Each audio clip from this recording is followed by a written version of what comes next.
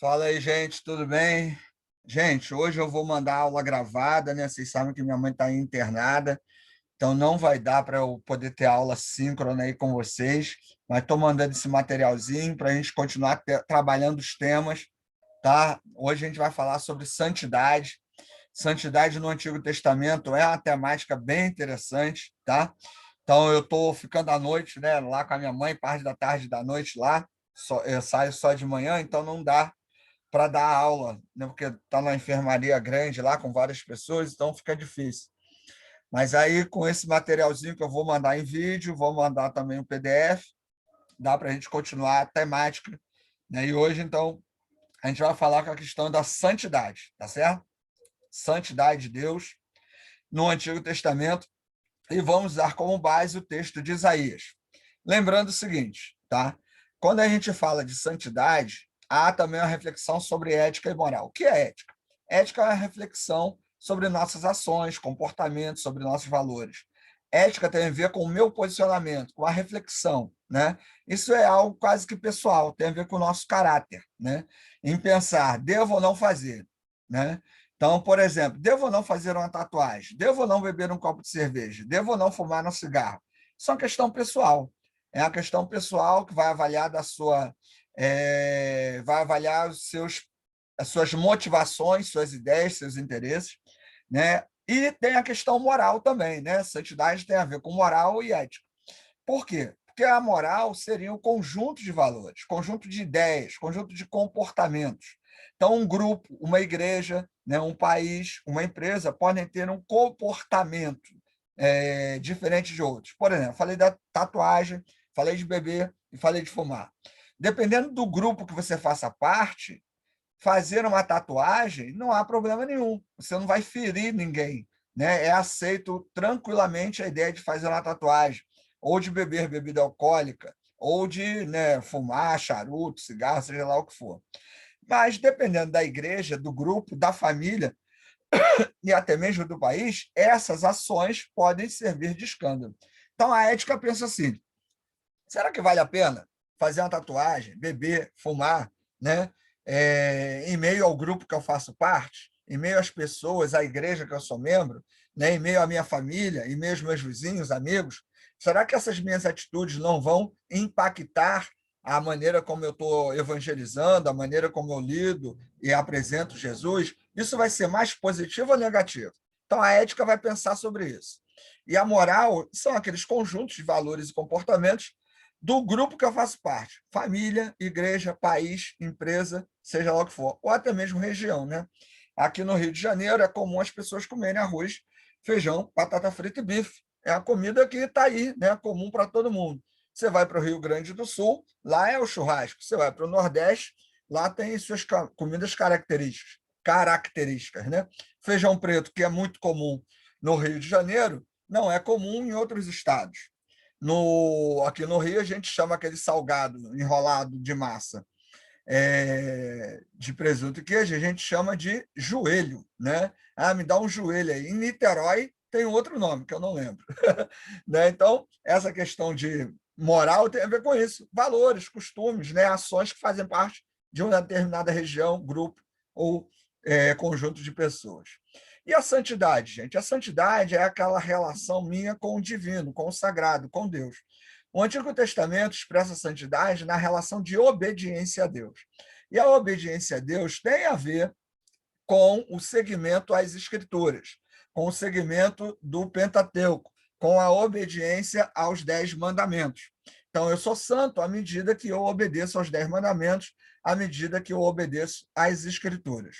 No Novo Testamento, santidade, ela também tem a ver com obediência, mas não é algo tão literal como na ideia de que, se eu quebrar essa regra, eu não sou mais santo. O próprio Jesus, né, vivia quebrando as regras religiosas, a moral religiosa de sua época, né?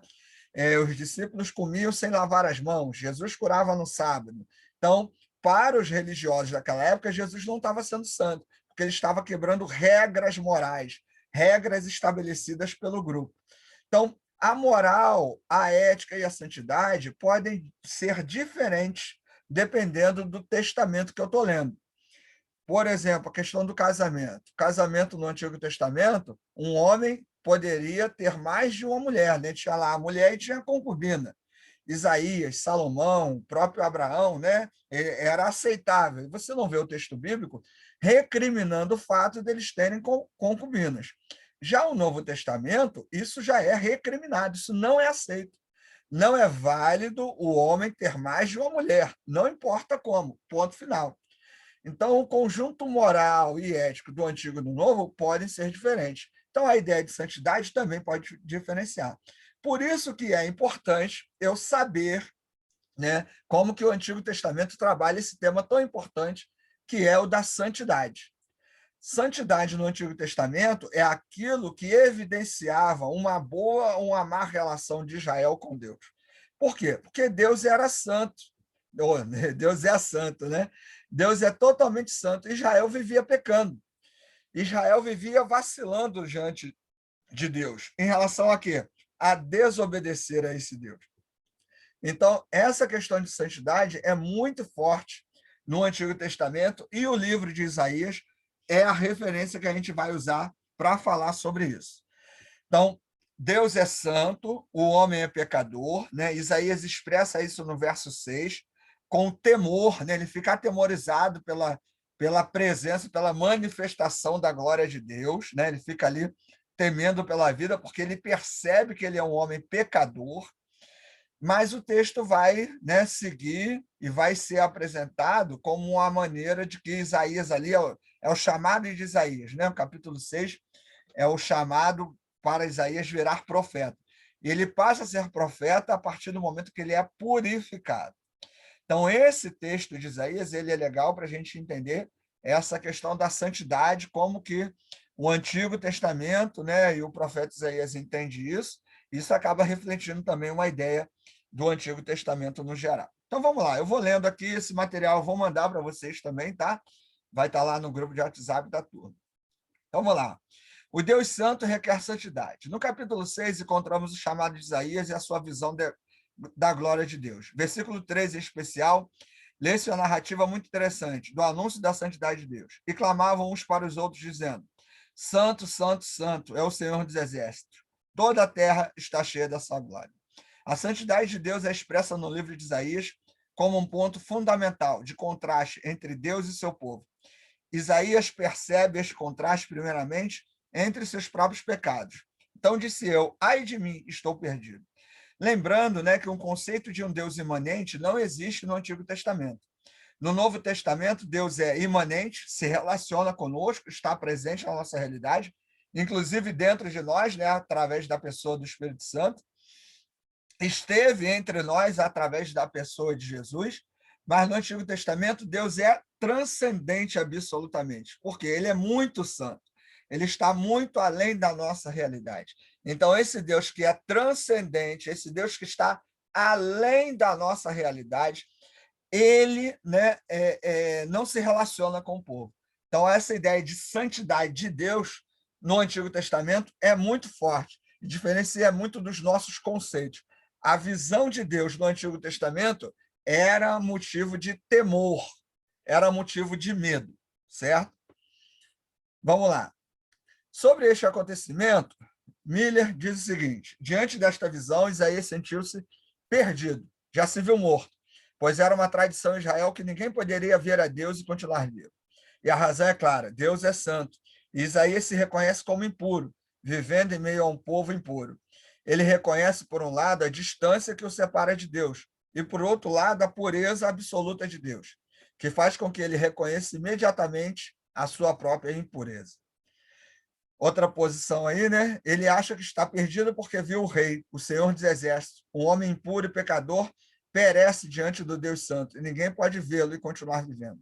Mas Isaías continua vivendo, porque Deus o purifica. Então, mais uma vez, né? Santidade no Antigo Testamento tem a ver com obediência. E já que Isaías entende que não é obediente totalmente, então ele está se vendo ali como alguém que pode morrer diante da presença de Deus. Os fatos mencionados e ocorridos em Isaías 6 têm por objetivo exaltar o Deus de Israel. Os termos santidade e glória expressam a grandeza impressionante e incomparável de Yahvé, os quais a terra é chamada para conhecer. O termo santidade hebraico possui a raiz kadish, o qual transmite a ideia de santidade e também de sagrado. O termo glória, kabod, expressa a manifestação da santidade divina. Então, Kadish é a ideia, né, de santidade, de separação. Deus é separado do mundo, Deus não é junto do mundo, Deus não é igual a mim e a você, Deus não é igual às pessoas, Deus está além, Deus está numa outra realidade, ele é sagrado, certo? Ele é digno de reverência. E a ideia do kabod, que é a glória, é a manifestação de Deus, é a manifestação da santidade desse Deus em nosso meio, certo? A manifestação de Deus é algo que gerava temor.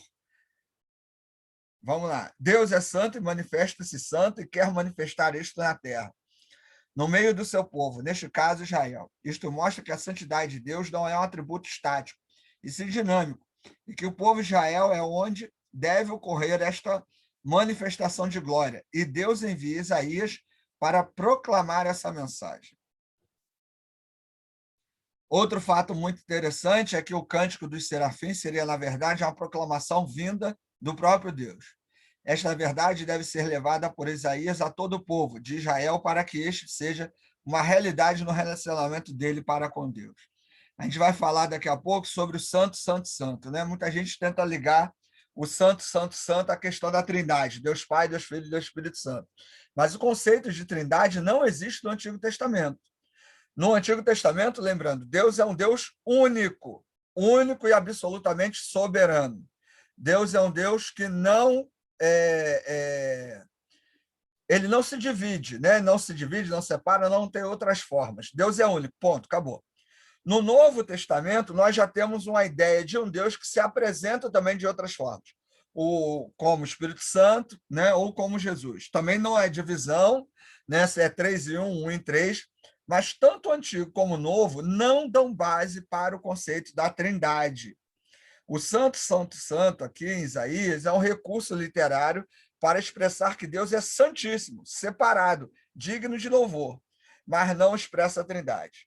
Trindade é uma questão teológica. Acreditamos na Trindade por uma questão teológica e doutrinária, e não bíblica. Porque um texto bíblico ou textos bíblicos que evidenciem a Trindade, realmente nós não temos. Então, essa é uma construção teológica posterior realizada pelos cristãos. Então, a Trindade não existe, lembrando aí, no Antigo Testamento. Croato argumenta que existe tanto poder em Deus que este é descarregado nos acontecimentos salvíficos e que, por esta razão, toda a terra está cheia da sua glória, ou energia salvífica. Lembrando, salvação no Antigo. Salvação no Antigo tem a ver com as questões dessa realidade. Pode até gerar uma morada com Deus no pós-morte, né? Mas não da maneira como nós cristãos entendemos de uma vida após a morte. Na perspectiva do Antigo Testamento, a salvação ela é aqui, econômica, política e social, né? E isso gera uma vida com Deus depois que a pessoa se for. Mas no cristianismo, a salvação começa aqui. E nós não recebemos nada politicamente, economicamente e socialmente ao aceitarmos a Jesus, porque o nosso tesouro está lá na eternidade e não aqui. Então, até o conceito de salvação, tanto no Antigo como no Novo, também é diferente. Você precisa se lembrar disso, tá certo? Por quê? Porque no Antigo, santidade e salvação tem a ver com obediência. No Novo, tem a ver com a ideia da graça. O conceito de graça e de obediência estão presentes no Antigo e no Novo. Mas a ideia como eu consigo a salvação e o tipo de salvação, dependendo do testamento, são diferentes. Então, por isso que é importante analisar o texto que eu vou trabalhar. A salvação em Isaías, a santidade em Isaías, a salvação em Mateus, a santidade em Mateus, em Paulo, né, nas cartas de Paulo, nas cartas de Pedro, né, no Pentateuco, em Joel, em Abacuque. Então, lembrando, né, a temática da matéria, teologia bíblica do Antigo Testamento, é trabalhar temas extraídos dos livros do Antigo Testamento. Então, é muito importante fazer essas separações, certo? Algo muito interessante também encontrado nos comentários a seguir, né, que relata os motivos para a repetição da palavra santo. Os serafins estão adorando ao Senhor, proclamando a sua glória e santidade. Será que hoje todos entendemos, sem mais, o que a Bíblia quer dizer? Quando fala de santidade, porque o Senhor é santo, 3 vezes santo, este termo aponta em 2 direções. Primeira, é a separação. Santo é alguém ou alguma coisa que é separada do convívio normal, do profano, e colocada em relação especial com o sagrado, com Deus. No caso do próprio Deus, santidade sinaliza para a transcendência absoluta, para a distância entre ele e os mortais, por um lado, e para a sua alteridade, né? O fato dele ser diferente, outra coisa, em relação a nós. Por outro lado, o segundo aspecto da palavra santo é o aspecto ético, moral. Santidade, nesse sentido, tem a ver com a pureza e transparência, referindo-se a Deus, sinaliza para a sua pureza total, sua absoluta intransigência para com o pecado em qualquer das suas formas de manifestação, né? Lembrando mais uma vez, moral, ética e santidade se relacionam, né, em termos temáticos, porque ética tem a ver com a reflexão dos meus comportamentos, com o caráter, e a moral com o conjunto. Então, dependendo, eu posso confundir uma atitude, um conjunto, né, moral com santidade. Ele não bebe, não fuma, não chega a palavrão. Ele é santo, né? Mas trai a esposa, escondido, faz caixa 2 da empresa, né? Não paga imposto, ninguém está vendo. Mas aí muita gente acha que é santo, tá? Mas é ético isso que ele está fazendo? Não. É moralmente aceito? Também não, né? Um político, né? O político vai lá e estabelece uma lei em que a região onde ele mora receba asfalto. É ético o que ele está fazendo? Não. É moralmente aceito? A lei é legal, ele pode ir lá e fazer isso. Agora, é imoral, né? Mas não é ilegal. E aí, no caso, a moral também pode se confundir com a questão ética, né? Com aquilo que é positivo ou negativo para a comunidade. Então, são questões que a gente precisa avaliar, tá? Pode-se dizer também que a palavra santo é repetida 3 vezes por, primeiramente, expressar a supremacia da excelência de Deus. Ele é infinitamente santo, em sua origem, perfeição e santidade. Em segundo lugar, esta também pode ser ainda, segundo a opinião do comentarista, uma referência à Trindade, Santo Pai, Santo Filho e Santo Espírito. Alguns críticos rejeitam esta opinião, eu sou um deles também, né? Como já falamos, a Trindade não está presente no Antigo Testamento. Em terceiro lugar, ele ainda cita que pode-se dizer que ele foi, ele é e ele sempre será santo. Esta é a visão mais aceita. William Holiday também contribui dizendo que esta repetição caracteriza a santidade de Deus, pois ele está separado das coisas do mundo. Deus é santo, por definição. A ideia de santidade é separação. Esta palavra enfatiza o grande contraste entre o divino e o humano. Este termo cobre todos os atributos positivos de Deus. Instante só, gente. Voltando aí, gente. O que acontece, então? A ideia de um Deus que é santo, absolutamente santo, separado, que não se relaciona pessoalmente, né, está muito presente no Antigo Testamento. E o santo, santo, santo teria a ver com isso, tá certo? Em Isaías, a santidade de Deus o faz estar longe e perto. Tão perto que esta santidade é a origem da relação única entre Deus e seu povo. Não entenda isso como relação pessoal, tá? Entre o santo e Israel. Provavelmente Isaías foi o criador da fórmula aparentemente contraditória, porém verdadeiro, o santo de Israel. Porque se Deus é santo, como é que ele é de Israel, né? Que é impuro, pecador. Este Deus que é o santo de Israel é o Deus distante, que se faz próximo, relacionando-se com o povo. Deus fez com que Israel fosse sua parte privilegiada. O povo pertence a Deus e não vice-versa.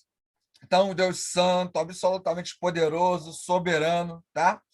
Com referência ao Senhor, a santidade é a palavra-chave da profecia de Isaías. dando ênfase à transcendência do Senhor. A transcendência é aquilo que está além da nossa realidade. Imanência é o que está na nossa realidade. E acentuando a verdade que Deus é superior e independente do universo que ele criou. A santidade do Senhor revelada ao profeta despertou nele o mais profundo sentimento de temor, reverência e adoração. Aqui tem a ver realmente com medo, lembrando, né, que é um Deus santo, um Deus puro, se apresenta ou se manifesta para alguém impuro, então isso vai gerar morte, né? Seguindo aí, ó. É claro que a palavra santidade não se identifica diretamente com a pureza moral no Velho Testamento, mas é evidente no sentido imediato da culpa de Isaías perante o Senhor, e que a perfeição ética inclui-se nos atributos constituintes do Senhor dos Exércitos.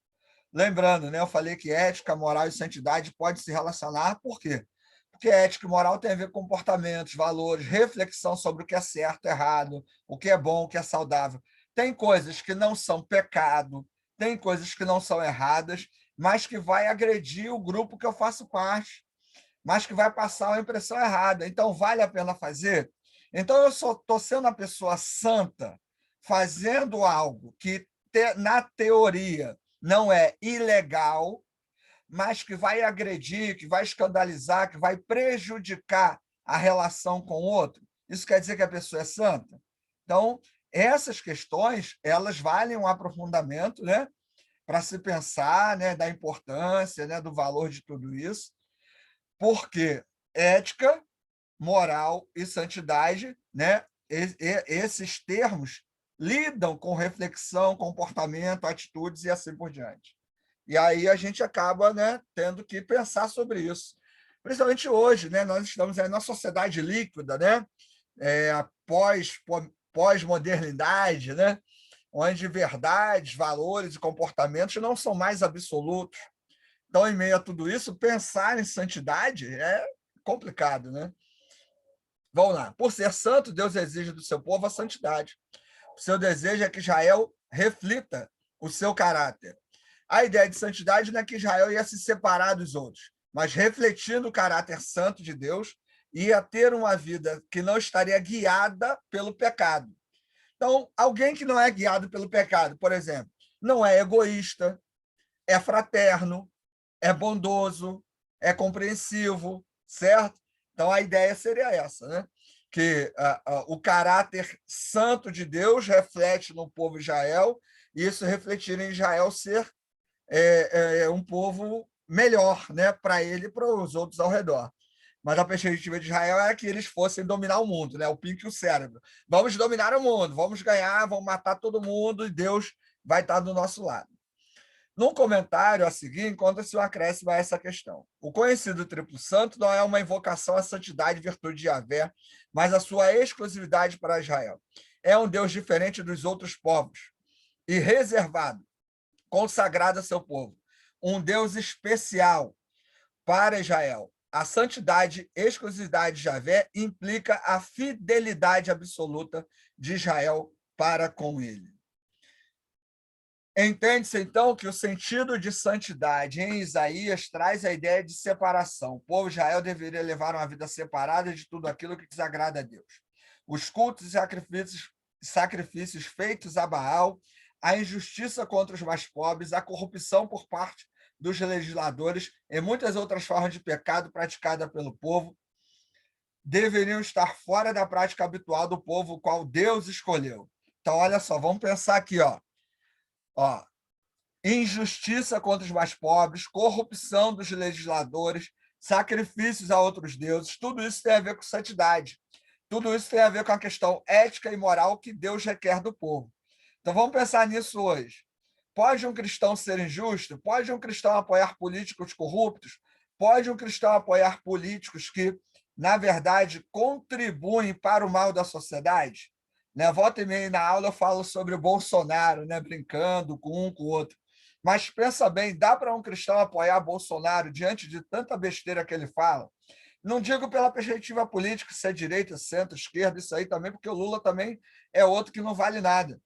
Mas hoje, né, onde os cristãos dizem que apoiam o Bolsonaro porque ele apoia valores cristãos, Não dá, não é, ele não tem, ele não é cristão, não tem valor cristão, e é complicado um cristão apoiar um legislador que se comporta dessa maneira. Então, é um desafio, né? A análise da santidade no Antigo Testamento é um desafio para a gente. Por quê? Porque isso reflete a questão comportamental, moral, ética e aí por diante. Reflete em tudo que a gente faz, né? Então, é um tema que precisa ser avaliado constantemente aí. Então, ó, esse povo deveria estar separado destas coisas, deveria estar servindo exclusivamente a Deus e aos seus propósitos. Percebe? Você pensa na igreja hoje. A igreja hoje serve, no geral, a igreja serve a ela mesma, não serve à comunidade. Né? Se a igreja servisse à comunidade, a gente teria menos pobreza, menos corrupção, menos gente desempregada. Não estou dizendo que não teríamos, mas o impacto disso seria menor na sociedade. E a igreja hoje pode-se dizer que é santa nessa perspectiva? Não é, porque igrejas hoje são empresas, partido político, né? As igrejas servem para elas mesmas. O desafio é fazer com que a igreja sirva à comunidade.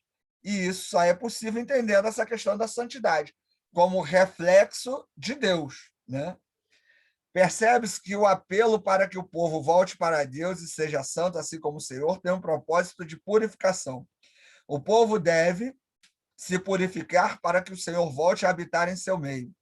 Miller nos diz após o povo ter passado por diversas tribulações, ele aprendeu que a salvação, a segurança, a possibilidade de um futuro certo estão somente no Senhor e somente nele. Buscá-lo em qualquer outro lugar é andar na contramão. Israel deve aprender a confiar em Deus e não ter medo. Se não crerem, não ficarão firmes. Assim como Deus purificou Isaías, seu desejo também é purificar o povo de Israel. A santidade de Deus, no livro de Isaías, é um grande apelo para que o povo de Israel seja santo, assim como é o seu Deus. Vamos lá. Terminar aí, ó. Hoje Deus também faz um apelo ao novo Israel, ou seja, a igreja, para que ela seja santa, para que através dela possa ser manifesto o poder de Deus. E através deste poder, o pobre possa desfrutar da justiça, o escravizado pelo pecado possa ser liberto e a sociedade corrupta possa perceber que em Deus está a esperança de um mundo melhor e possível. Então, diante disso que a gente falou agora, vamos pensar, santidade. É santa pessoa que não fala palavrão, que não xinga, não bebe, não fuma? Não necessariamente. Quem é santo? Né? É aquela pessoa que reflete o caráter de Deus. Então, hoje, a igreja deveria refletir isso. Então, a igreja, em vez de apoiar, por exemplo, Bolsonaro, apoiar Lula, apoiar qualquer político, ela deveria ter trabalhos que se voltassem para a comunidade. O cidadão, em vez de ter uma vida voltada apenas para ele, né, o cidadão cristão, teria que ter uma vida voltada para o outro. Né? Então, alguém que se contamina, né, com o caixa 2, com a fofoca, né, com o que todo mundo faz, também não reflete a questão da santidade de Deus. Então, o tema da santidade ele é relevante, ele é atual, né, e ele precisa ser tratado constantemente. Para quê? Para que a gente, em meio às nossas atitudes, pensamentos, valores, né, possamos realmente refletir o que vem de Deus e não aquilo que está incutido na sociedade e, obviamente, nos leva a ter um comportamento igual à da maioria. Valeu, gente. Então é isso, né? Nesse materialzinho aqui, ó, eu não botei a bibliografia embaixo, não cheguei a colocar, mas você tem no rodapé, tá? Os livros que eu usei, tá? Tem aí, ó, do Miller, né? Diálogo com a Bíblia, aí, ó, do Cabriti, do Jonas Celestino, do Croato, né? Então dá para dar uma lida aí nesse material, né? Dar uma aprofundada, é bom aí, né? Aí, os profetas do Antigo Testamento. A gente já falou sobre o profetismo, né? Então é um material que segue a linha, né, do profetismo, apelo. Né? O que é o profetismo? Lembrando o tripé do profetismo, né? Apelo à justiça social, proclamação dos desígnios de Deus e denúncia do erro. Né? O profeta é aquele que denuncia o erro. A igreja hoje deveria se comportar profeticamente, né? Apelando à justiça social, denunciando o erro e não concordando com o erro, né? E proclamando com certeza os desígnios de Deus. Beleza, gente? Então é isso, né? Mais uma vez aí, desculpa por não poder dar aula síncrona, né? Por conta aí da internação da minha mãe. Daqui a pouco eu vou estar voltando lá para o hospital, né? E tal, vou compartilhar isso lá com vocês lá no grupo lá, mas a gente não vai deixar de perder conteúdo por conta disso, tá? Então, a gente tem mais ou menos umas 3 semanas, né, de aula aí até o final do período. A gente vai continuar trabalhando outros temas até lá, né? E espero vê-los em breve aí, né, online aí. Valeu? Então, um abraço, né? E eu vou mandar o material em PDF que eu li e esse material também para vocês, tá? Então, valeu. Continuemos a estudar. Tchau, galera.